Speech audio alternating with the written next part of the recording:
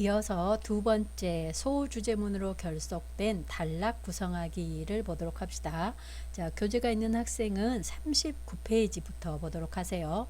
39페이지에 2번 소주제문으로 결속된 단락 구성하기 아래에 보면 한 편의 글은 전체적으로 하나의 덩어리가 아니라 여러 개의 작은 덩어리들로 모여서 이루어진다라고 하고 있습니다. 그러니까 하나의 텍스트 우리가 5장의 글을 쓴다라고 한다면 그 5장의 글은 다시 더 작은 단락이 더 작은 여러 개의 덩어리들이 모여서 이루어지는데 그 작은 덩어리를 우리가 뭐라고 하느냐 그러면 단락이라고 한다라는 겁니다. 그래도 이제 단락이 어떻게 이루어지는지 감이 좀 안 오는 학생들이 있고요. 요즘에 이제 최근에 예전에 그 원고지에다가 손으로 글을 쓸 때는 좀 덜 했는데 요즘에는 이제 자판으로 글을 쓰게 되잖아요. 그러다 보니까 어떻게 쓰느냐 그러면 한 문장 끝나면 엔터 쳐서 아래로 내려오고 한 문장 끝나면 엔터 쳐서 또 아래로 내려오고 이렇게 하면서 뭔가 그러니까 단락이라는 것에 대해서 크게 인지하지 못하는 학생들이 꽤 많습니다. 자, 그렇지만 글을 쓸 때 분명히 우리가 알아야 될 것은 전체 글은 작은 덩어리들, 단락이라고 하는 작은 덩어리들이 모여서 이루어진다 이렇게 알고 있어야 하고 그 작은 덩어리들이 각각의 덩어리들이 잘 이루어져야 전체적으로 좋은 글이 나올 수 있는 겁니다. 자, 그래서 단락을 먼저 좀 알아봐야 될 텐데 자, 우리가 예를 들면 해바라기 이건 단어 하나잖아요. 그죠? 이건 알고 있죠? 이건 이제 단어입니다. 그러면 이 해바라기라는 단어와 다른 단어를 가지고 주어 서술어로 마침표를 딱 찍게 되면 이걸 뭐라고 하느냐 그러면 문장이라고 합니다. 나는 해바라기를 좋아한다. 이렇게 해서 생각을 끝내면서 마침표 아니면 느낌표 이렇게 찍으면서 하나의 생각이 완결되면 우리가 그것을 문장이라고 얘기해요. 그러면 단락은 뭐냐? 단락 또는 문단이라고 하는 건 뭐냐 그러면 이렇게 문장들이 이렇게 마침표를 찍고 또는 느낌표를 찍고 물음표를 찍으면서 끝나는 이 문장들이 5개에서 8개 정도 일반적인 겁니다. 5개에서 8개 정도가 모여서 전체적인 하나의 짧은 이야기 토막을 이루는 것, 이것이 바로 문단 또는 단락이라고 한다는 겁니다. 여기 지금 보면 시들지 않는 해바라기가 있다. 문장 하나 끝났죠. 방 안 한쪽 구석에서 말을 걸어볼 엄두조차 나지 않을 만큼 조용하게 항상 나를 지켜보고 있다. 그 해바라기가 그렇다는 거죠. 두 번째 문장 끝났습니다. 웃지도 울지도 않지만 욕하지도 소리 지르지도 않는다. 세 번째 문장이 끝났죠. 헤어짐이 싫고 쓰라린 것이다. 네 번째 문장이 끝났죠. 자, 이렇게 전체적으로 4개의 문장이 여기 4개의 문장이 모여서 하나의 짧은 이야기 토막을 이루고 있는 것이 있습니다. 이것을 단락 또는 문단이라고 한다는 겁니다. 자, 이 문단은 지금 우리가 여러 개의 단락을 쓴다라고 얘기했을 때 또는 여러 개의 문단을 쓴다라고 얘기했을 때 만약에 내가 한 페이지의 글을 썼어요. 자, 한 페이지의 글에 3개의 단락을 쓴다고 합시다. 그러면 이 3개, 첫 번째 단락, 두 번째 단락, 세 번째 단락이 전체 글의 주제와 서로 연결되어 있어야 합니다. 전체 글의 주제는 내 글의 전체 글의 주제는 과일인데 자, 첫 번째 단락은 사과를 얘기하고 두 번째 단락에서는 고기를 이야기하고 세 번째 고기보다 치킨 얘기할까요? 치킨. 여러분들이 좋아하는 치킨. 자, 두 번째 단락에서는 치킨 이야기를 하고 세 번째 단락에서는 배 이야기를 하고 이러면 두 번째 단락은 틀린 겁니다. 그래서 내가 여기 3개만 예를 들었는데 자, 3개가 아니라 10개의 단락으로 글을 쓴다라고 했을 때 1번에서 10번까지의 단락이 전체적으로 전부 다 내 글의 주제와 일관되어 있어야 합니다. 이렇게 맞지 않는 단락이 들어있다. 그럼 얘는 과감하게 삭제해야 돼요. 필요 없는 겁니다. 그래야만 내 글이 전체적으로 왔다 갔다 한다 라는 느낌이 들지 않습니다. 그 다음에 또 하나는 자, 각각의 단락은 그러면 아까 제가 5개에서 8개 정도의 문장으로 이루어졌다고 얘기했는데, 자, 그랬을 때 5개에서 8개 너무 많은 것 같으면 5개로 합시다. 자, 5개 문장으로 내가 한 단락을 썼어요. 그러면 그 5개 문장은 다시 어떻게 이루어져야 되느냐? 그러면 1단락에서 하나의 소주제문, 그러니까 이 5개 문장 중에 1개는 소주제문이어야 하고 나머지 4개는 그것을 뒷받침하는 문장이어야 합니다. 이 단락도 역시 마찬가지예요. 자, 이 단락을 내가 4개의 문장으로 썼어요. 그러면 그 4개의 문장 중에 하나는 이 단락의 소주제문이어야 하고 나머지 3개는 뭐다? 소주제문을 뒷받침하는 문장이어야 한다. 자, 그 다음에 3단락, 세 번째 단락은 내가 5개 문장으로 다시 썼어요. 역시 마찬가지로 그 중에 하나는 3단락 전체를 나타내는 소주제문, 나머지 4개는 어떻게 해야 된다? 이것을 소주제문을 뒷받침하는 문장으로 이루어져야 한다. 이게 이렇게 이루어져야 각각의 좋은 단락이라고 할 수 있다는 겁니다. 근데 이제 이렇게 얘기해도 저게 무슨 얘기지? 라고 헷갈려 할 수 있잖아요. 조금 더 자세하게 봅시다. 자, 일단 단락을 쓸 때 표시의 형식적인 부분은 어떻게 해야 되느냐? 그러면 새로운 단락이 들어갈 때 들여쓰기 합니다. 그래서 여러분들 책을 보세요. 책을 보면 자, 다시 38쪽에 와서 네모 아래 위에 글은 할 때 한 칸 들여쓰기 돼 있잖아요. 그죠? 위로 올라가서 첫 번째 일반적으로 할 때도 한 칸 들여쓰기가 돼 있죠. 자, 이런 것처럼 새로운 단락이 시작할 때는 항상 들여쓰기 해야 됩니다. 항상 들여쓰기. 한 칸 들여쓰기 해줘야 돼요. 자, 이렇게 해주는 이유는 뭐냐? 그러면 단락별 내용을 구분함으로써 글 전체의 구성관계를 명확하게 표시하고 글을 읽는 사람에게도 새로운 소주제가 시작된다는 것을 눈으로 보여주게 됩니다. 그래서 형식적으로도 이렇게 표시하게 되어 있고 내용은 어떻게 되느냐? 그러면 아까 앞에서 얘기한 것처럼 자, 만약에 5개의 문장으로 내가 한 단락을 쓴다라고 한다면 그 중에 하나는 중심 문장, 이걸 소주제 문장이라고 얘기합니다. 나머지 4개를 아우르는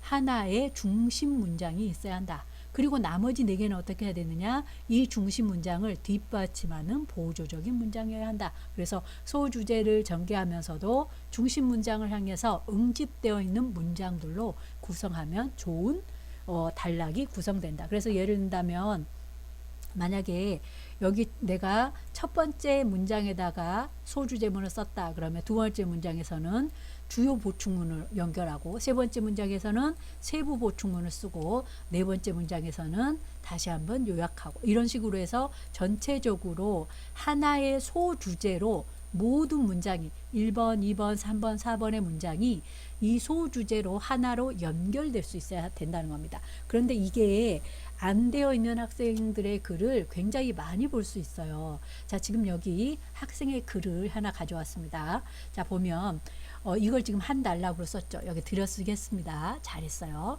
자, 들여쓰기 하면서 하나의 단락이 들어가고 있습니다. 그러면서 셋째, 글쓴이는 돈이 어디에 쓰이는지 모르는 문제가 있다고 했다. 자, 첫 번째 문장 끝났고 예전 그러면서 조금 더 구체적으로 이야기를 하고 있죠. 예전 IMF 시절 금모으기 운동을 통해 금이 들어있는 이거나 기부했던 적이 있는데 우리는 이걸 기부하면서 이것이 경기 회복을 위한 불시인가? 그냥 불시 아니에요? 쓰일입니다. 미안해요. 쓰일. 오타입니다. 자, 쓰일 것이라고 믿고 기부했었기 때문에 여기에서 이걸 가지고 경제 위기로부터 벗어날 수 있었다라고 이야기를 하고 있습니다. 여기까지는 잘 연결된 것 같아요. 근데 여기 마지막 문장을 어떻게 하고 있느냐 그러면 이런 행동을 통해 개인의 먹고 살 공리에 대한 것 자체가 자신의 생명을 소중히 여겼다는 것을 알 수 있다. 전혀 다른 이야기를 하고 있잖아요. 그죠? 앞에서 우리가 IMF 때 기부하는 돈이 어디에 쓰이는지 모르는 문제가 있긴 하다. 그러면서 구체적으로 IMF 시절에 금모으기 운동을 했는데 어쩌고저쩌고 하다가 여기서 갑자기 마지막 문장에서 개인의 먹고 살 문제, 자신의 생명 소중히 여기는 문제 이런 얘기를 하고 있잖아요. 이런 식으로 전혀 관련 없는 문장이 이렇게 들어가 있는 경우들을 많이 볼 수 있다는 겁니다. 그러면 이 단락은 지금 좋은 단락이라고 할 수가 없다는 거죠.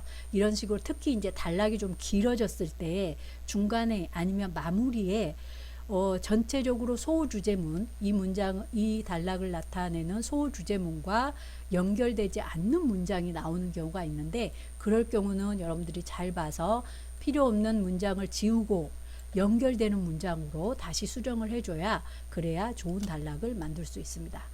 자, 그래서 이제 제가 이제 교재에 있는 그 소주제문과 관련 없는 학생의 글을 하나 가져왔는데, 자, 이걸 조금 더 자세히 보려면 어떻게 보면 좋으냐 그러면, 이 문단에 지금 우리가 여기 여러 개의 문단을 이야기를 했었잖아요. 그죠? 이렇게 여러 개의 문단을 이야기를 했을 때 이 문단의 형식들을 가지고 조금 더 자세히 보면 좋습니다. 지금 제가 각각의 문단들은 또는 각각의 단락들은 어떻게 구성된다고 얘기했느냐 그러면, 하나의 중심 문장과, 소주제라고 하는 하나의 중심 문장과 그것을 뒷받침하는 보조적 문장으로 이루어진다라고 얘기를 했었는데, 그래야 좋은 단락이라고 얘기를 했었는데, 자, 이때 여러분이 이 중심 문장을 어디에 놓을 것이냐를 결정해야 됩니다. 그리고 제가 앞에서 뭐라고 얘기했느냐 그러면, 두괄식으로 써라라고 얘기했잖아요. 그죠? 두괄식으로 쓰면 좋다라고 얘기했었는데, 자, 이 두괄식이 뭐냐 그러면, 우리가 하나의 단락을 쓸 때 그 단락의 중심 문장, 소주제문을 맨 앞에다 두는 겁니다. 여기처럼. 맨 앞에 첫 번째 문장에 소주제문을 두고 뒷받침 문장을 연결해서 쓰는 거예요. 이게 두괄식입니다. 그래서 이 문장의 형식들을 보면서 이 지금 단락들을 조금 더 자세히 보도록 합시다. 여기처럼 이렇게 맨 앞에다가 중심 문장을 두면 두괄식, 마무리에다 두면 뭐가 되겠어요? 미괄식이 되겠죠.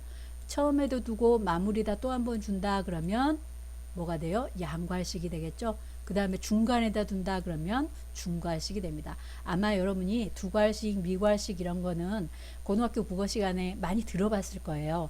그 들어본 것들을 활용해서 이제 여러분들이 글을 쓸 수 있어야 됩니다. 내가 이 문장이 글을 읽고 이것이 두괄식이다 라는 것을, 물론 이제 고등학교 때까지는 알아야 했고, 지금부터는 내가 두괄식을 활용해서 한 단락을 쓸 수 있어야 돼요. 자, 그러려면 두괄식이 어떻게 이루어지는지 봅시다. 자, 여기 한 단락이 있습니다. 이항아 선생님의 나무라는 글의 한 단락을 제가 가져왔어요. 자, 문장이 하나, 둘, 그 다음에 셋, 넷, 다섯, 6개 문장으로 이루어졌죠. 그죠? 자, 그러면 이 6개 문장이 하나의 단락을 이룬다고 했을 때 그때 어떻게 해야 된다고 그랬어요? 하나의 문장은 소주제문 중심 내용이어야 하고, 그 다음에 나머지 5개 문장은 이것을 뒷받침하는 문장이어야 한다라고 얘기했었죠. 그죠? 자, 그랬을 때 이 하나의 첫 번째 중심 문장을 어디에다 두느냐? 첫 문장에다 두었습니다. 이게 두괄식입니다. 자, 나무는 주어진 분수에 만족할 줄 안다. 자, 이거 전체, 나머지 전체를 아우르는 소주제입니다. 첫 번째 문장이 어떻게 썼는지 보세요. 자, 지금 나무는 주어진 분수에 만족할 줄 안다 라고 소주제문을 두고 그 뒤에 상세하게 어떻게 분수에 만족할 줄 알아요? 라는 것을 상세하게 쓰고 있습니다. 나무로 태어난 것을 탓하지 아니하고 왜 여기 놓이고 저기 놓이지 않았는가를 말하지 아니한다. 등성이에 서면 햇살이 따사로울까? 골짜기에 내려서면 물이 좋을까 하여 새로운 자리를 엿보는 일도 없다. 물과 흙과 태양의 아들로 물과 흙과 태양이 주는 대로 받고 후박과 부족을 말하지 아니한다. 이웃 친구의 처지에 눈 떠보는 일도 없다. 소나무는 소나무대로 스스로 족하고 진달래는 진달래대로 스스로 족하다 라고 나머지 5개 문장이 전부 다 뭐예요? 이 첫 번째 나왔던 주어진 분수에 만족할 줄 안다라는 이 첫 번째 소주제, 그러니까 중심 문장을 구체적으로 뒷받침하는 그런 문장인 거죠. 이렇게 이루어져 있습니다. 좋은 단락이죠. 좋은 단락입니다. 그리고 단락의 종류로 본다면 두괄식에 해당합니다. 그리고 제가 아까 앞에서 얘기한 것처럼 글을 쓰기 힘든 학생들 있잖아요. 그런 학생들은 단락을 쓸 때 이렇게 두괄식을 쓰는 게 좋습니다. 그러면 처음에 내가 쓰고 싶은 말을 하고 중심 내용을 이야기를 하고, 왜냐하면 예를 들어 구체적으로 뒤에다가 설명하는 문장들을, 뒷받침하는 문장들을 구체적으로 붙여주면 되니까 이게 이렇게 쓰는 게 훨씬 쉬워요. 글을 읽는 사람도 굉장히 명쾌하게 받아들일 수 있습니다. 우리가 보통 글을 읽을 때 어때요? 첫 번째 문장은 열심히 읽죠. 나무는 주어진 분수에 만족할 줄 안다. 여기는 꼼꼼히 읽어요. 그러다가 두 번째 문장, 세 번째 문장으로 가면 눈으로 하고 읽게 되잖아요. 그죠? 그래요. 그렇게 읽는다 하더라도 여기 지금 첫 번째 문장에 소주제가 들어있기 때문에 글의 내용을 한 번에 다 효과적으로 알아갈 수 있습니다. 그래서 독자들에게도 좋은 형식이라고 할 수 있어요. 그래서 두 갈씩 자, 글을 쓸 때도 읽을 때도 좋은 방식이니까 모든 글에서 내 글 전체가 10개의 단락이다 그러면 그 10개의 단락이 전부 다 두 갈씩이어야 할 필요는 없겠지만 되도록이면 두 갈씩을 써주는 것이 좋다라는 겁니다. 그래서 자신의 의도를 단기간에 효과적으로 처음에 딱 놓는 거니까 전달할 수 있고 글을 읽는 이의 관심도 이건 이제 단점이죠. 글을 읽는 이의 관심을 지속적으로 마지막까지 끌고 나가기는 조금 어려울 수 있다. 그러나 처음에 핵심을 주었기 때문에 핵심을 파악하는데 유용하다라고 할 수가 있겠습니다. 이게 두 갈씩이고요. 그 다음에 반대로 소주제문 그러니까 중심 문장을 마지막에 두는 것을 미괄식이라고 합니다. 미괄식. 그래서 앞에서 영광은 잠시 어쩌고저쩌고 쭉 이야기하고 그래서 축구의 전념에도 이렇게 해줘야 한다라고 이거 전체를 아울러서 핵심 중심 내용을 마지막 문장에 두는 것, 이게 미괄식이죠. 그러면 이렇게 미괄식은 두 갈씩보다 쓰기는 좀 어려워요. 쓰는 사람 입장에서는. 그렇지만 읽는 사람에게는 마지막까지 긴장감을 집중력을 유도할 수 있기 때문에 그런 부분에서는 효과적이다. 그러나 글쓴이의 부담은 조금 더 클 수밖에 없다. 그럼에도 불구하고 미괄식은 내 글의 마지막 단락 있잖아요. 그죠? 내 글의 마지막 단락 같은 데서는 활용해 보면 좋습니다. 그래서 내가 빗병문을 쓰는데 전체 10개의 단락을 썼어요.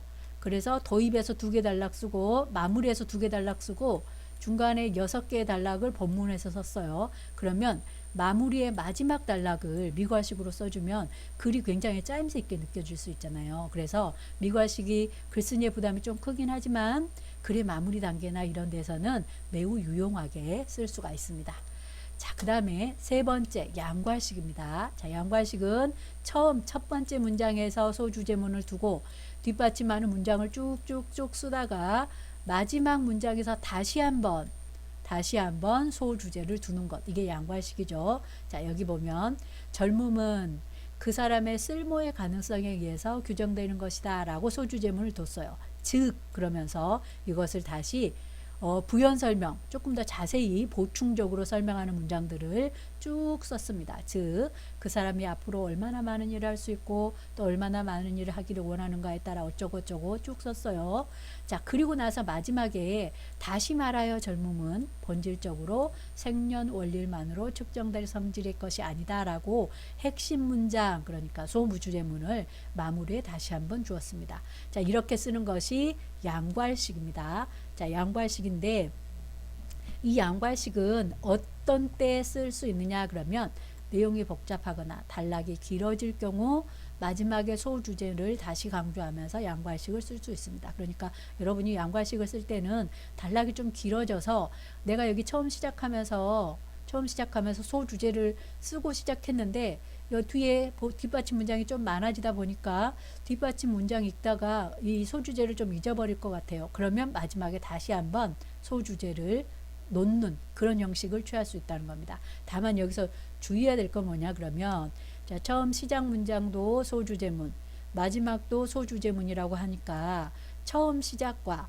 마지막 문장을 너무 비슷하게 써서 너무 비슷한 형식으로 써서 내용이 글을 읽는 사람이 뭐야 한 얘기 또 했어? 앞에 쓴 거 또 썼네? 이렇게 느끼면 좋지 않습니다. 자, 지금 여기 보면 이것도 소주제고 이것도 소주제이지만 표현의 형식이 완전히 동일한 건 아니잖아요. 여기 첫 번째 젊음은 그 사람의 쓸모의 가능성에 의해서 규정되는 것이다 라고 표현했고 마지막에는 다시 말하여 젊음은 본질적으로 생년월일만으로 측정될 성질의 것이 아니다 이렇게 얘기하고 있죠. 그래서 글을 읽는 사람이 이 앞에서 쓴 문장 또 썼네? 뭐 이렇게 잔소리처럼 한 말 또 했어? 자, 이렇게 느낄 만큼 중원부원하다고 느낄 만큼 그렇게 표현이 너무나 유사하면 좋지 않다. 그것만 유의한다면 양괄식도 여러분들이 유용하게 써볼 수 있는 겁니다. 제가 여기에 지금 아까 앞에서 소개했던 것 중에 소개 안 한 거 하나 있잖아요. 뭐예요? 중괄식이죠. 중괄식 제가 소개하지 않았는데 중괄식은 굉장히 어렵습니다. 쓰는 사람도 어렵고 그 다음에 글을 읽는 사람도 핵심을 파악하기가 좀 쉽지 않아요. 처음에 중괄식은 가운데다가 그 소주제문을 둔다고 얘기했는데 가운데다 소주제문을 두니까 소주제문으로 가기 위한 전초전의 문장들이 나오고 소주제가 나오고 다시 이것을 부연 설명하는 문장이 뒤로 나오고 그래서 여기 숨어 있기 때문에 글을 쓰는 사람도 힘들고 주제를 파악하면서 읽어야 할 독자들도 힘들어서 제가 따로 소개하진 않았어요. 지금 여기 있는 것처럼 두 괄식을 여러분들이 되도록 쓰려고 노력하고 문장이 길어지고 이랬을 경우에 또는 단락이 길어지거나 핵심 파악이 좀 힘들다고 생각할 경우에 양괄식 그리고 글을 마무리하면서 미괄식 이런 것들을 잘 활용하면 좋겠습니다. 자, 어떤 방식을 쓰든지 간에 무엇을 유의해야 된다? 하나의 단락은 하나의 중심 문장과 그것을 뒷받침하는 문장으로 이루어져야 한다. 이 뒷받침하는 문장이 아니라 이 주제와 관련 없는 소주제와 관련 없는 문장들이 이렇게 들어있어서는 안 된다. 통일성을 해치는 거다라고 생각해야 되겠습니다. 그래서 이렇게 단락을 전개할 때는 항상 소주제문과 앞에서 봤던 어떤 형식이라 하더라도입니다. 두괄식이든 양괄식이든 미괄식이든 중괄식이든 제가 소개하지 않는 중괄식이든지 간에 어떤 것이든지 간에 소주제문과 뒷받침 문장이 일관성 있게 통일성 있게 연결돼야 한다. 그리고 형식적으로 1번의 문장과 2번의 문장과 3번의 문장들이 잘 연결되어 있어야 한다. 그래서 뒷받침 문장들이 순리적으로 연결되어 있어야 한다. 우리가 앞에서 보았던 적절한 접속어를 쓴다던가 이그저 그런데 이와 같은 지시어 등을 사용한다던가 또는 앞 문장의 핵심어를 반복하면서 1번의 문장과 2번의 문장과 3번의 문장과 4번의 문장이 자연스럽게 연결될 수 있어야 한다라는 겁니다. 그래서 이 두 가지의 원리를 지켜줘야 한다. 단락에서는. 자, 이게 잘 안 되어 있는 경우들을 볼 수가 있는데 자, 이거 보세요. 여기 보면 제가 여기 통일성이라고 얘기했죠. 지금 이 학생이 이것도 학생의 글입니다. 자, 이 학생이 이것을 한 개의 단락으로 썼습니다. 일단 여기 들여쓰기 안 했으니까 형식적으로 자, 이거 틀렸네요. 그죠? 형식적으로. 자, 그리고 내용을 보세요. 사람들은 왜 음악을 듣는가? 예술 작품에 담긴 해소할 수 없는 갈등에서 위로를 받거나 신나는 리듬으로 흥을 돋구기 위해서 돋우기 위해서 마음을 편안하게 하기 위해서일 것이다. 예를 들면 하면서 이제 예를 들어서 쭉 이야기하고 있습니다. 그래서 여기까지 한 개의 단락인데 자, 우리가 앞에서 배웠던 모든 단락은 소주제문과 뒷받침 문장이 일관성이 있어야 한다라는 것에 어긋나 있는 문장을 찾을 수 있습니다. 자, 이거 찾아보세요. 이거는 제가 그 뭐죠? 과제가 아니라 토론? 네. 이거 토론에다가 올려놓도록 할게요. 자, 토론에서 여러분들의 토론이라고 하니까 좀 그런데 지금 형식으로 어쩔 수 없이 토론으로 올라가야 될 것 같아요. 자, 토론에 올려놓을 테니까 여러분들이 여기에서 어떤 문장이 전체적으로 소주제와 관련 없는 거라고 생각한다 라고 문장과 이유를 밝혀주기 바랍니다. 잘 찾을 수 있을 거예요. 자, 그 다음에 두 번째는 연결성 연습입니다. 자, 이 연결성은 지금 이 학생이 지금 여기에 두 개의 단락을 썼어요. 자, 이 학생이 두 개의 단락을 썼는데 자, 집합의 외연적 정의는 그 원소를 구체적으로 개술한 것이다. 1357처럼 쓰는 것이다.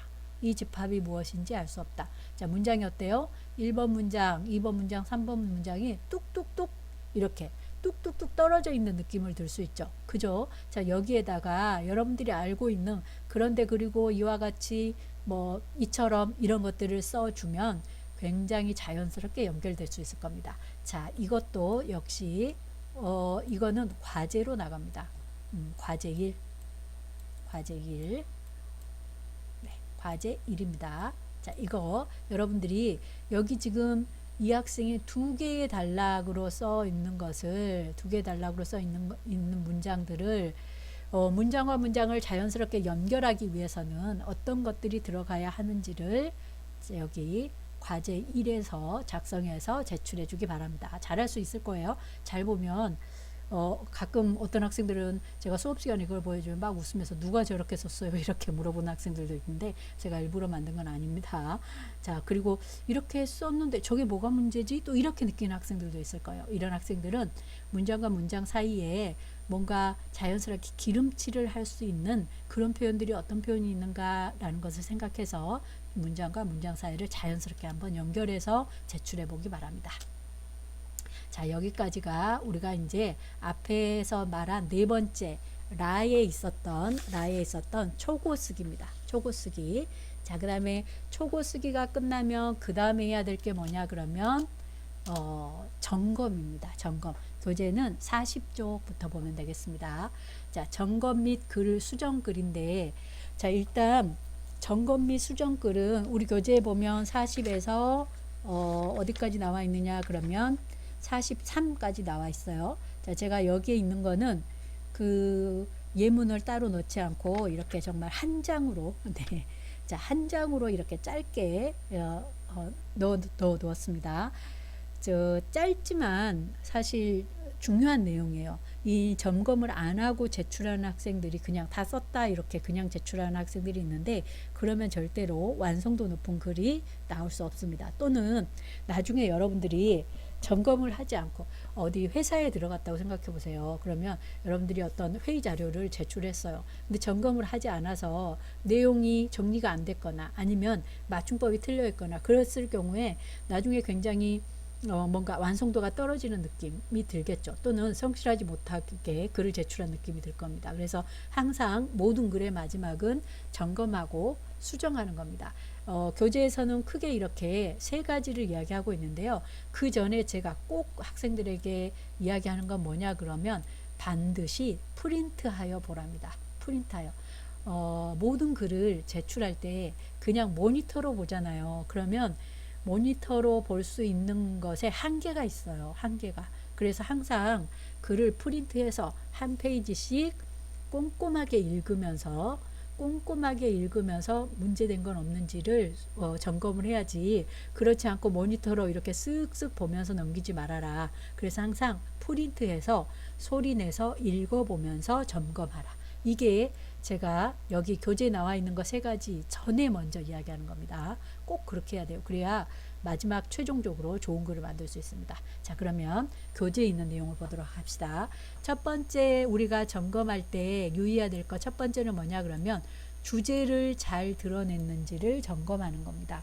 자, 이거 내가 5장의 글을 썼어요. 그래서 서론부터 본론 쓰고 결론까지를 썼는데, 자, 그때 내가 했던 주제, 내가 잡은 주제가 서론, 본론, 결론에서 충분히 드러났는가, 이걸 반드시 점검해야 돼요. 그 다음에 반대로 내가 쓰려고 하는 주제와 관련 없는 게 본론에 들어가 있는가, 이것도 같이 점검해야 됩니다. 그래서 주제를 잘 드러냈는지 점검하기 위해서는 1번 주제가 충분히 드러났느냐, 2번 주제와 관련 없는 단락이나 예시가 있느냐, 이 두 개를 반드시 확인해 줘야 됩니다. 그래서 주제가 충분히 드러나지 않았다면 주제를 충분히 드러낼 수 있는 본론의 단락을 추가해야 되고, 2번 주제와 관련 없는 단락이 들어있다면 그것은 반드시 삭제해야 되겠죠. 그래서 주제가 잘 드러났는지를 반드시 점검해야 된다는 겁니다. 의외로 이게 잘 안 되어 있는 학생들이 굉장히 많아요. 특히 이제 보고서와 같이 긴 글을 쓰잖아요. 그러면 주제를 내가 뭔가를 밝혀볼 건데 A와 B를 밝혀보겠다, 이렇게 쓰는 주제 잡는 학생들 많습니다. A와 B에 대한 연구, 이렇게 잡는 학생들 많아요. 레포트 같은 데서도. 자, 그런데 글을 쓰다 보면 어떻게 되느냐 그러면 본론에서 A는 열심히 밝혀요. 근데 아무리 끝까지 읽어봐도 B에 대한 이야기는 별로 없어요. 이건 좋지 않습니다. 내가 주제를 A와 B에 대한 연구라고 했다라고 한다면 A도 충분히 밝혀야 되고 B에 대한 연구도 충분히 본론에서 밝혀줘야 합니다. 근데 A만 열심히 하고 B는 대충 해서 결론에 얼버무리고 끝나고 이러면 좋지 않다는 거죠. 그래서 충분하게 드러냈는지 반드시 점검하라. 그리고 내가 A와 B에 대한 연구만 한다고 했는데 자료를 수집하다 보니까 C에 대한 자료도 너무 많아. 아까워. 그래서 이걸 어디 본론 어딘가에 넣었어요. 그래서 글이 지저분하게 막 너무 늘어났어. 이것도 역시 좋지 않아요. C를 과감하게 버려야 됩니다. 이 두 개를 반드시 점검하세요. 자, 우리 교재에 41쪽에 보면 학생의 글이 들어있는데 제가 지금 여기에 넣지 않는 이유는 이거 지금 중간에 너무 많은 게 문제가 있어서 넣지 않았어요. 이거 교재에 있는 학생들은 보면 중간에 정말 주제하고 관련 없는 내용의 문장들이 수도 없이 중간에 들어가 있는 것을 볼 수가 있습니다. 자, 그래서 그런 것들은 과감하게 버리고 내가 잡은 주제를 정말 잘 충분히 드러내느냐 이것을 점검해야 한다. 내용에서 반드시 점검해야 한다 라는 거고, 그 다음에 두 번째는 구성을 살펴볼 겁니다. 구성. 그래서 구성이 적절한지를 점검해 줘야 돼요. 자, 구성, 서론과 본론과 결론, 본론과 결론, 이 세 개 3단 구성이 잘 되어 있느냐 이거 봐야 되고요. 그 다음에 또 하나 봐야 될 거는 뭐냐 그러면, 자, 서론, 그러면 서론을 가끔 서론을 한 단락으로 쓰는 학생들이 있어요. 한 단락. 자, 서론은 물론 서론이 짧으면 한 단락이 될 수도 있겠지만 대부분 우리가 5장, 6장의 글을 쓰다 보면 서론은 적어도 2단락 이상을 쓰게 됩니다. 그러면 서론에 써야 할 내용들이 있어요. 글의 유형에 따라서 만약에 보고서라고 한다면 보고서의 서론에서는 이러이러한 내용이 나와 주어야 해요. 그 다음에 보고서의 결론에서는 이러이러한 내용들이 나와 주어야 해요. 그런데 그런 내용이 나오지 않고 그냥 서론을 3단락 썼다. 이건 좋지 않다는 겁니다. 제가 여기다가 예문을 넣지 않았는데, 자, 혹시 교재에 있는 학생들 42쪽에 보면 이 학생이 이건 이제 학술적 글입니다. 자, 학술적 글을 썼는데 제목을 보세요. 발효식품의 숙성기관을 통해 본 한식 세계화의 장기적인 전략, 이렇게 했습니다. 자, 그리고 1번 발효의 정의와 효능, 2번 한식 세계화의 장기적인 전략, 그 다음에 3번 결론, 이렇게 했어요. 그렇다면 자, 1번이 서론이란 단어를 쓰진 않았지만 1번 발효의 정의와 효능은 서론에 해당하겠죠. 글의 구성에서 서론에 해당하는 거잖아요. 자, 서론에 해당하는 것을 2단락을 썼습니다. 이 학생이 첫 번째 단락에서는 미생물이 가지고 있는 효소를 이용해 유기물을 분해시키는 과정을 발효라고 한다라고 하면서 발효의 정의를 썼습니다. 그 다음에 두 번째 단락에서는 발효식품의 효능을 간단히 말하자면 발효식품은 큰 분자의 영양소를 작은 분자로 분해하여 소화에도 좋고 여기에도 좋다라고 발효의 효능을 이야기했습니다. 자, 이 구조로 본다면 정말 잘 쓴 글처럼 보이죠. 그죠? 1번 발효의 정의와 효능, 그래서 2단락으로 나누어서 첫 번째 단락은 발효의 정의, 두 번째 단락은 발효의 효능, 이렇게 썼단 말이죠. 그러니까 잘 쓴 것처럼 보여요. 그런데다가 제가 아까 뭐라고 얘기했어요? 시작하는 방법 중에 소개하면서 시작하는 방식이 있다고 얘기했잖아요. 그러니까 이거 소개하면서 시작했으니까 서론으로 굉장히 좋은 시작하기 아닌가? 반절만 맞습니다. 50%만 맞아요. 왜냐하면 자, 이거 학술적 글이라고 얘기했죠. 학술적 글의 서론에는 반드시 뭐가 들어가야 되느냐 그러면 학술적 글의 서론에서는 내가 이 주제를 왜 잡았느냐, 그리고 이 주제를 앞으로 본론에서 어떻게 전개해서 입증할 것이냐, 이런 것들이 나와줘야 돼요. 근데 그게 하나도 나오지 않았잖아요. 그러면 좋은 서론이라고 할 수 없다는 겁니다. 그래서 우리가 두 번째 구성이 적절한지 점검하라 라고 했을 때, 자, 그 구성, 전체 구성으로서 서론과 본론과 결론이, 자, 우리가 앞에서 짰던 개요가 좋은 개요냐라는 것도 봐야 되지만 그 개요를 기본으로 해서 서론을 썼는데 그 서론에서 반드시 나와야 하는 내용이 들어갔느냐 들어가지 않았느냐, 이것도 같이 봐줘야 된다. 결론도 마찬가지예요.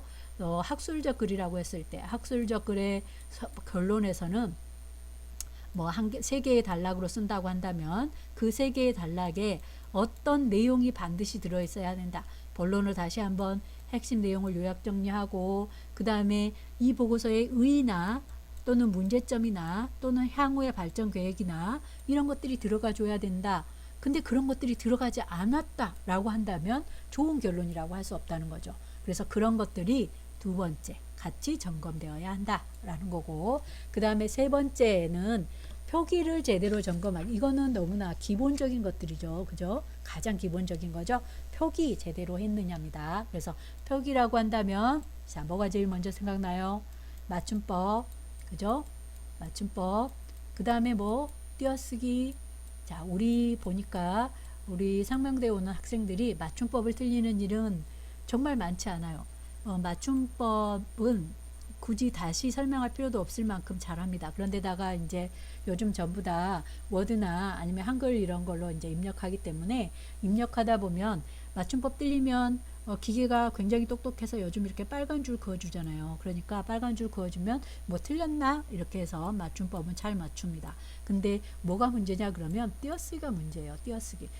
띄어쓰기도 역시 맞춤법 안에 있는 거라 맞춤법의 하나의 내용이긴 한데 다른 맞춤법들 있잖아요. 받침을 잘못 썼느냐, 모음을 A로 써야 되는데 A로 썼느냐, 이런 것들 말고 띄어쓰기는 정말 많이 틀립니다. 제가 보면 한 페이지에 띄어쓰기 하나라도 안 걸리고 넘어가는 학생이 거의 없을 만큼 띄어쓰기는 오류가 굉장히 많은데, 자, 이 띄어쓰기까지 여러분들이 정확하게 좀 해줘야 합니다. 잘 모르겠으면 역시 마찬가지로 띄어쓰기도 빨간 줄 그어지면 꼭 한번 봐야 돼요. 그리고 요즘에 뭐 네이버나 이런데 이 맞춤법 띄어쓰기 교정해 주는 데 있잖아요. 그런 것도 좀 참고하기 바라고. 근데 제가 그 네이버나 이런데 이렇게 기계를 돌려보면 띄어쓰기는 100% 맞지는 않더라고요. 이거 나중에 제가 시간이 있으면 띄어쓰기에 대한 강의를 좀 하겠습니다. 그거 100% 맞지 않아요. 틀리는 것도 있어요. 기계이기 때문에. 그 일괄 적용하면서 좀 틀리는 것들도 있는데, 그럼에도 불구하고 그런 거라도 좀 도움을 받으면 띄어쓰기도 훨씬 더 좋은, 그러니까 잘 맞는, 정확성이 높아지는 그런 띄어쓰기를 할 수 있을 겁니다. 그래도 헷갈린다. 이거는 띄어쓰는지 아닌지 정말 모르겠어요. 내가 아무리 인터넷을 돌려봐도 또는 사전을 찾아봐도 모르겠어요. 그러면 제가 어떻게 하라고 얘기했어요? 저한테 질문하세요. 네, 질문하기 바랍니다. 세상의 모든 띄어쓰기는 제가 다 해결해 줄 수 있습니다. 네, 이거 정말 못 믿는 학생이 있나 봐요. 제가 국립국어원에서 띄어쓰기만 10년이 넘게 강의하고 있는 사람이기 때문에 세상의 모든 띄어쓰기는 다 해결해 줄 수 있어요. 그러니까 띄어쓰기, 맞춤법 쓰다가 또는 내가 마지막 최종적으로 점검하는데 이거 여전히 헷갈려요, 이런 거는 언제든지 저한테 질문하거나 아니면 우리 그 이캠에 거기 질문하는欄에 올려도 돼요. 또는 어떤 학생들은 질문이 좀 많으면 한글 파일에다가 이렇게 작성해서 저한테 보내기도 하더라고요, 이메일로. 그러면 제가 친절하게 답변을 달아줍니다. 자, 그러니까 저한테 헷갈리면 꼭 보내서 정확하게 하기 바라고요. 그리고 여기에 또 하나 추가될 게 뭐냐 그러면, 표기에서 또 하나 추가되는 건 뭐냐 그러면 문장입니다. 문장 쓰기. 자, 이거는 이제 우리 교재에도 있어서 중간고사 지나면 배우게 될 텐데요. 이거 문장 쓰기를 너무 신경 안 쓰는 학생들이 있어요. 그래서 우리가 보통 다른 나라의 언어를 배울 때, 영어를 배우거나 아니면 중국어를 배우거나 일본어를 배우거나, 일본어는 좀 뺄까요? 독일어를 배우거나, 자, 이랬을 경우에, 그럴 경우에 항상 내가 이 라이팅을 하면 이 문장이 어법에 맞느냐 라는 것을 신경 쓰잖아요. 그죠? 그것과 마찬가지로 한국어도 한글로 한국어를 쓰게 되면 문장이 어법에 맞아야 돼요. 주어 서술어 맞아야 되고, 부사어 서술어 맞아야 되고, 목적어 서술어 맞아야 돼요. 어법에 맞아야 되는데 이거를 너무 크게 신경 안 쓰고 그냥 내 맘대로 문장을 쓰는 경우가 있단 말이죠. 자, 그렇게 되면 어떻게 되느냐 그러면 문장이 엉키면 글을 읽는 사람이 이해도가 떨어집니다. 그러니까 우리가 글을 읽을 때 이 글은 왜 이렇게 읽어도 잘 모르겠냐? 왜 이렇게 힘드냐? 왜 이렇게 어려워? 그런 글들이 문장이 잘못돼서 그런 경우들도 꽤 있어요. 문장이 명쾌하지 못해서. 그래서 문장 쓰기 잘해줘야 됩니다. 어법에 맞추어서. 다행히 이제 우리는 한국어를 모국어로 배웠기 때문에, 모국어로 쓰고 있기 때문에 웬만한 우리가 이렇게 말을 할 때는 문장을 이거 주어 서술어 맞았나? 자, 이런 거 생각하지 않아도 문장을 잘 말할 수 있어요. 근데 이제 우리가 대학에 와서 쓰는 글들은 좀 어려운 글이잖아요. 그런데다가 좀 쓰다 보면 긴 문장을 쓰게 돼요. 어렵거나 긴 문장을 쓰게 되면 문장이 길어지면서 또는 어려워지면서 어떻게 되느냐 그러면 어법에 틀리는 문장들이 많이 나오게 됩니다. 그러면 내용은 가뜩이나 어렵죠. 문장은 가뜩이나 길죠. 그런데다 한국의 어법에 안 맞죠. 그러면 글을 읽는 사람이 이게 뭔 소리야 하나도 알아듣지 못하겠네 이렇게 된다는 거죠. 그래서 어법에 맞추어서 문장도 정확하게 써줘야 됩니다.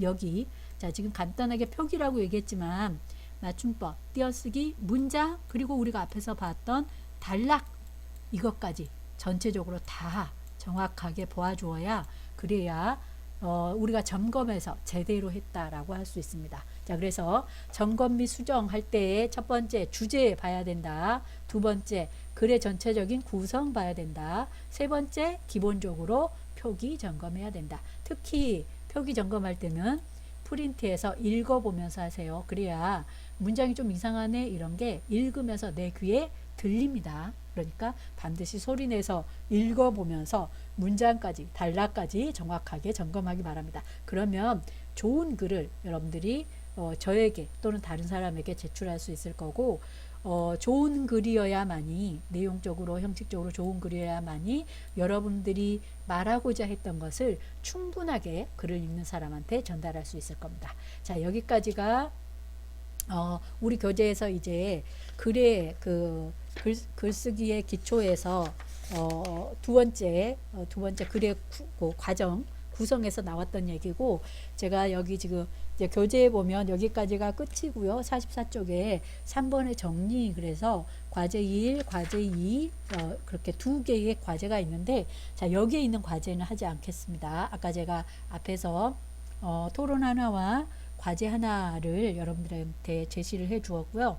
여기 참고사항으로 제가 하나 뒤에다가 덧붙여 놓은 거는 이거 이제 이 책 하버드 대학 입학생들의 글쓰기는 어떻게 다른가라는 글쓰기 책에서 성공적인 에세이 작성의 16단계라고 해서 제시한 건데 사실은 에세이뿐만이 아니라 모든 글에서 여러분들이 같이 좀 유의해야 되면 좋겠다라는 것이어서 제가 이 6단계를 16단계를 이렇게 가져왔습니다. 그리고 여기 있는 것처럼 마지막 14, 15, 16은 교정하고 또 교정하고 다시 한번 교정하라. 그만큼 교정이 마지막 최종 교정이 매우 중요하다는 거기 때문에 제가 이렇게 색깔도 좀 넣어 두었습니다. 잘했죠? 한눈에 보이죠? 자, 첫 번째 긴장을 풀고 글쓰기를 너무 힘들게 또 글쓰기야 나 힘들어 죽겠는데 이러지 말고 긴장을 풀고 우리가 친구에게 말을 하고 날마다 이렇게 말을 하고 사는 것처럼 표현의 하나의 방법으로 그냥 우리가 살아가는 일상에서의 하나라고 생각하고 시작해라. 그 다음에 일찍 준비하라. 그래서 내일 제출하면 오늘 저녁부터 시작하지 말고 제가 단계적으로 주제를 잡는 단계, 그 다음에 자료를 수집하는 단계 이렇게 단계적으로 쭉 해와야 된다고 얘기했잖아요. 그래서 조금 일찍 시작해서 주제부터 친구들과 가족이나 선생님들과 브레인스토밍을 하란데 브레인스토밍까지는 아니어도 계속해서 이야기해 주는 게 좋아요. 그래서 내가 이 주제로 이번에 사표 시간에 마지막에 제출할 거 그거 이 주제 학술적 글쓰기 나는 이 주제 잡았는데 이거 괜찮은 것 같아? 이런 생각이 들어서 이런 주제를 잡았는데 이거 괜찮은 것 같아? 이렇게 친구들하고도 끊임없이 얘기해보고 그런 과정을 거치는 게 좋다는 겁니다. 그 다음에 상투적인 것은 피하고 독창적인 소재를 찾을 것 그리고 이거 너무 기발한 수법을 썼다가는 나중에 증명하기가 쉽지 않아요. 그래서 이건 좀 좋지 않고 그리고 실예를 보여주면서 쓰면 글이 굉장히 풍부해집니다. 그래서 예를 자료 수집할 때 구체적인 실제 예들을 자료 수집해서 충분하게 해주면 좋고요. 이야기의 범위는 다룰 수 있을 만큼 그래서 제가 주제를 어떻게 하라고 그랬어요? 매우 제한적으로 좁게 잡으라고 얘기했잖아요. 넓게 잡지 말고 그리고 모르는 단어는 사용하지 말아야 합니다. 이거 나중에 문장에서 이게 다시 한번 이야기할 건데 모르는 단어 특히 여러분들에게는 한자어들 있잖아요. 영어보다 한자를 훨씬 싫어하던데 모르는 한자를 뜻도 모르고 그럴듯해 보이라고 쓰는 거 이거 좋지 않아요. 내가 쓰고 싶으면 충분히 그 단어의 뜻과 의미를 알고 사용해야 됩니다. 그리고 글의 시작 중요합니다. 어떻게 글을 시작하느냐 이거 매우 중요해요. 그래서 앞에서 이제 글을 시작하는 방법 제가 몇 가지를 알려드렸는데 그 몇 가지의 방법과 또는 그 방법이 아니어도 글을 읽는 사람이 오 이거 재밌겠는데 한번 읽어볼까?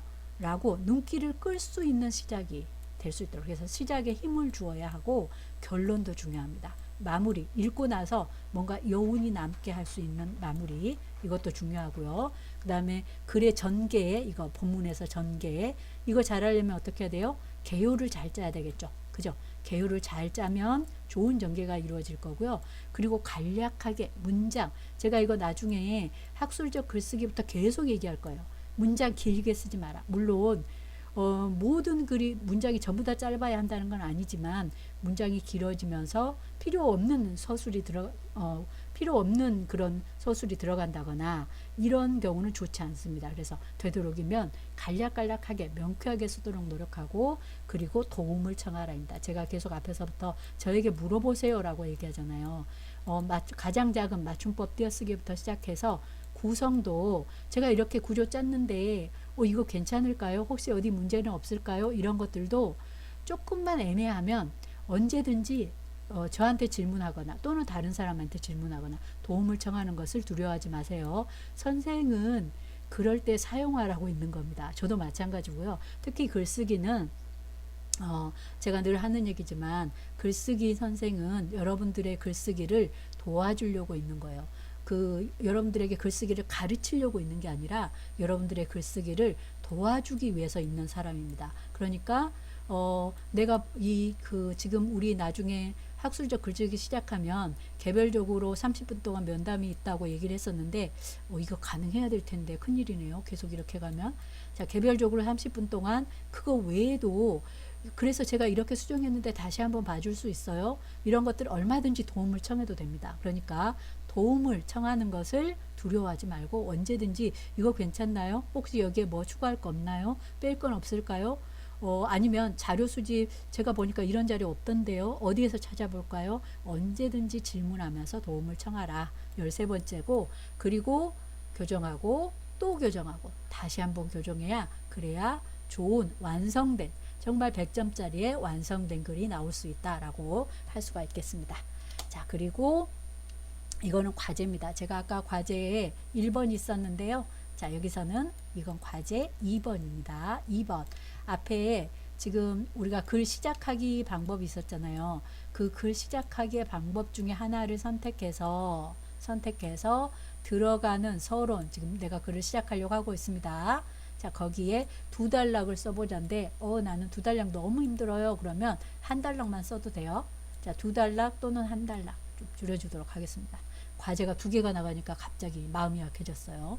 자 2단락 또는 1단락으로 글 시작하기에 뭐 인용하거나 아니면 뭐였죠? 소개하거나 아니면 또 뭐가 있었죠?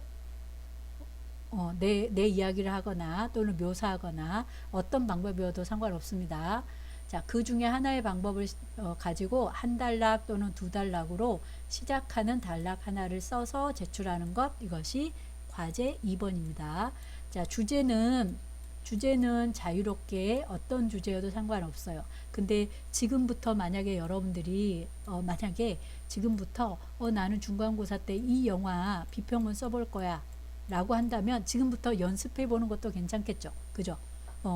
그래서 내가 영화를 아까 저 킹덤 2 얘기했었는데 모든 학생이 킹덤 2를 쓰면 안 되는데 자 킹덤 2에 대한 영화 비평을 쓰려고 해 중간고사 때 그러면 킹덤 2에 대해서 쓰려고 한다면 첫 번째 단락을 어떻게 쓸 거냐 이거를 미리 연습해 본다 이렇게 생각하면서 써도 되겠습니다. 이게 과제 2번째 과제입니다. 많지는 않죠 과제가 제가 늘 얘기하지만 자, 지금 우리가 수업을 강의실에서 한다고 하더라도 이거는 제가 강의실에서 지금부터 20분 동안 쓰세요 이렇게 계속해서 쓰게 하는 겁니다. 그러니까 과제가 지금 이렇게 수업을 진행하면서 과제가 많아진 게 아니고요. 수업 시간에 한다고 하더라도 제가 수업 시간에 계속 이런 것들은 계속 시간을 주면서 그 자리에서 쓰게 하는 것들이니까 쓰는 것을 연습한다라고 생각하고 과제로 써서 제출하기 바랍니다. 그리고 다음 시간에는 자, 학술적 글쓰기로 들어가 보도록 하겠습니다. 교재에 보면 48쪽부터 올바른 문장이라고 해서 문장 이야기가 나오게 될 텐데, 자, 앞에서 제가 소개하면서 얘기한 것처럼 문장은 중간고사 이후, 그러니까 여러분들이 글쓰기를 좀 한 후에 할 거고, 83쪽으로 좀 넘어가서 학술적 글쓰기 시작하도록 합니다. 자, 혹시 학술적 글쓰기에 내가 공부를 좀 해봐야 되겠다라고 하는 학생들은 미리 83쪽 학술적 글쓰기의 이해 부분을 조금 보고 다음 주에 저랑 같이 수업을 진행하면 되겠습니다. 자, 어땠어요? 어렵진 않았죠? 네, 글쓰기가 제가 얘기한 앞에서 얘기한 것처럼 어렵진 않습니다. 이미 여러분들이 국어 수업을 열심히 해왔기 때문에 글쓰기 자체는 어려운 수업은 아니에요. 대신에 자잘자잘하게 또는 크게 계속해서 귀찮아하지 말고 제가 이거 써보세요 라고 하면 좀 열심히 제가 알려준 방법으로 열심히 써보고 연습해보고 이러면 여러분들이 알지 못하는 사이에 여러분들의 글쓰기 실력이 점점점, 물론 지금도 좋겠지만 상명대학교에 들어오는 학생들 글쓰기 실력은 굉장히 좋더라고요. 가끔 어떤 학생들은 저보다 더 잘 써 보이는 학생들도 있던데, 물론 좋겠지만 더 좋은, 더 나은 글쓰기 실력이 될 거라고, 갖출 거라고 믿습니다. 자, 그러면 이번 세 번째 주는 자, 여기까지의 내용으로 마치도록 하겠습니다. 여러분, 수고 많았습니다.